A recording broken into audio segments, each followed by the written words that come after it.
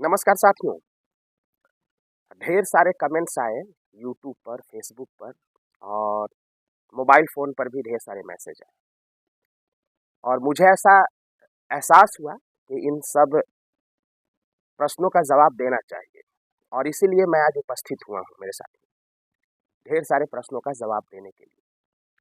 सबसे पहले मेरे जितने भी नवनियुक्त शिक्षक साथी हैं, उनको ऐसा लग रहा है कि जो कुछ पत्रकार हैं और कुछ तथाकथित शिक्षक नेता, ये हम लोगों के बहुत हिमायती हैं, ऐसा लग रहा है। मैं आपको याद दिलाना चाहूँ कि यही वो पत्रकार कुछ लोग हैं और यही वो शिक्षक नेता हैं हम लोगों के, जो कट्टर विरोधी थे। ये वही लोग हैं ना, जो एड़ी अलगा-अलगा करके कह रहे थे कि सरकार मुसीबत में डाल रही है इन शिक्षकों को। प्रोविज़न पीरियड में कहीं पर भी ट्रांसफ़र होता है क्या? ये बोल रहे थे, बेधड़क बोल रहे थे। यानी हम लोगों के लिए इनके दिल में कहीं सहानुभूति है ही नहीं, कहीं सहानुभूति नहीं है। ये इस बात का सूचक है। और जो कई शिक्षक नेता, तथाकथित शिक्षक नेता, मैं उनको शिक्षक नेता कभी मान ही नहीं सकता। मैं बताऊंगा क्यों नहीं मान सकता। वो लोग भी कह रहे थे कि प्रोविजन पीरियड में कैसे स्थानांतरण हो जाएगा, संभव ही नहीं है, होता ही नहीं है, नियम ही नहीं है। ये सारे नियम की दुहाई दे रहे थे। तो ये सिर्फ हम लोगों के विरोधी नहीं है, सिर्फ विरोधी नहीं है, मैं इनको विरोधी मानता हूं, हम सभी शिक्षक साथियों का। ये सिर्फ विरोधी ही नहीं है बल्कि मूर्ख भी है। इनके पास जानकारी का बहुत अभाव है। इनको ये नहीं पता जो ये संसदीय प्रणाली है, पार्लियामेंट्री डेमोक्रेसी है, इसमें जो कैबिनेट होता है किसी राज्य का या देश का, वो सर्वोच्च डिसीजन मेकिंग बॉडी होता है। वो जो भी निर्णय ले लेगा वो मान्य होगा। ये वन लाइन रूल है, सब जानते हैं, मेरे सब साथी विद्वान हैं और मैं इसके बारे में कुछ विशेष चर्चा नहीं करूंगा कि आप सभी जानते हैं। Cabinet highest decision making body होता है, उसके द्वारा निर्णय लिया गया कि भाई हमको शिक्षकों को ट्रांसफर करना है। इसमें बहुत बड़ी सी बात नहीं है।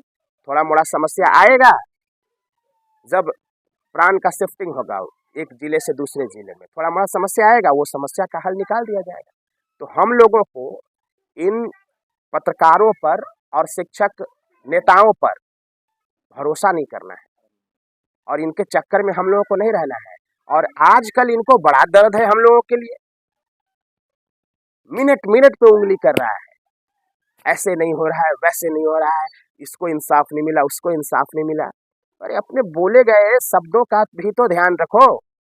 इन लोगों से मेरे साथियों कभी मौका मिले तो आप पूछो कि तुम ही कहा करते थे ना कि ट्रांसफर नहीं होगा प्रोविजन पीरियड, तुम ही कहा करते थे ना कि असंवैधानिक कदम होगा सरकार का। आज बड़ा खिदमतगार बन बैठे हो। ये हमारे हित की बात नहीं कर रहे हैं, ये सिर्फ किसी तरह छोटे छोटे बातों पर नुक्ता निकाल निकाल के, कमी निकाल निकाल करके और सरकार के कार्यों को प्रभावित करना चाहते हैं और इस मामले को डिरेल करना चाहते हैं। इनकी यही बस मंशा है कि अगर सरकार सफल हो गई तो फिर सरकार का नाम हो जाएगा, माननीय मुख्यमंत्री का नाम हो जाएगा। तो इनके कहने से नाम घटने वाला है क्या? मेरे साथियों, मैं स्पष्ट रूप से आपको बता दूं, चाहे स्थानांतरण की बात हो या बहाली प्रक्रिया की बात हो, चाहे प्रारंभ हो, चाहे उसको जल्द से जल्द समापन की बात हो, टीआरई 1, टीआरई 2 और टीआरई 3, तीनों के लिए मैं बात कर रहा हूँ। इसमें किसी का योगदान नहीं है, सिर्फ एक ही आदमी है, एक ही इंसान है, माननीय मुख्यमंत्री नीतीश कुमार। उसके अलावा किसी का कोई योगदान है ही नहीं, कोई योगदान नहीं है। आपको याद होगा जब टीआरई 1 की बहाली हो रही थी, उस समय के पाठक अपर मुख्य सचिव हुआ करते थे, तो प्रोफेसर चंद्रशेखर शिक्षा मंत्री हुआ करते थे। सोच लीजिए कि के पाठक जी उस समय कुछ 2-4 गलत करते थे, लेकिन अधिकांश चीजें उन्होंने सही की। उनके विचारों से मैं बहुत सहमत रहता था, उस समय भी रहता था, अभी भी रहता हूं। तो पाठक जी से जब मतभेद चला प्रोफेसर चंद्रशेखर का, तो सोचिए अपनी पद को बचाने के लिए चंद्रशेखर ने अपने इज्जत और ईमान तक को बेच दिया, सचिवालय जाना छोड़ दिया कि कहीं अनबन इतना न बढ़ जाए कि हमें पद न गंवाना पड़ जाए, पद बचा रहे, प्रतिष्ठा बचे या न बचे, इन्होंने कार्यालय जाना उचित नहीं समझा। आपको याद है ना वो प्रकरण, जो चंद्रशेखर वाला मामला है, शिक्षा मंत्री वाला। इसलिए इस बात को समझना है, कोई भरोसे के लायक नहीं है ये लोग बस मौके के इंतजार में है कि कैसे कुछ सरकार से गलती हो कि हम सरकार पर चढ़ बढ़े। हम लोगों को एहसानमंद रहना है सरकार के प्रति, और खास करके माननीय मुख्यमंत्री के प्रति, कि उन्होंने जो काम किया है, ऐतिहासिक काम किया है, उसके लिए इतना जल्दी हम लोगों को भूलना नहीं चाहिए। ये बात याद कर लीजिएगा। और कोई दूसरा करने वाला नहीं है। अगर कोई करेगा तो एक ही इंसान करेगा, वो है मुख्यमंत्री जी। दूसरा कोई कर ही नहीं सकता जी। किसी के हाथ में पावर ही नहीं है, किसी के हाथ में इकबाल ही नहीं है। सिर्फ एक ही इंसान है, माननीय मुख्यमंत्री। उनके हाथ में इकबाल भी है, शक्ति भी है, और भगवान ने उनको मौका भी दिया है। इसलिए उनके प्रति हम लोगों को एहसानमंद रहना है। और ये सब छोटे मोटे नेता, अब नेता के बारे में जरा बात कर लेता हूँ। ये दुर्भाग्य है कि बिना चुनाव के लोकतंत्र की जननी रही है बिहार, इसमें तो कोई शक और संदेह है नहीं। और शिक्षकों का 50 से ज्यादा संगठन है, जो मन कर रहा है वो अपने आप को घोषित कर दे रहा है, अध्यक्ष, उपाध्यक्ष, कोषाध्यक्ष घोषित कर दे रहा है, और पूरे 6 लाख की प्रतिनिधित्व की बात करता है। बिना चुनाव का कहीं कोई अध्यक्ष कैसे बन जाएगा भाई?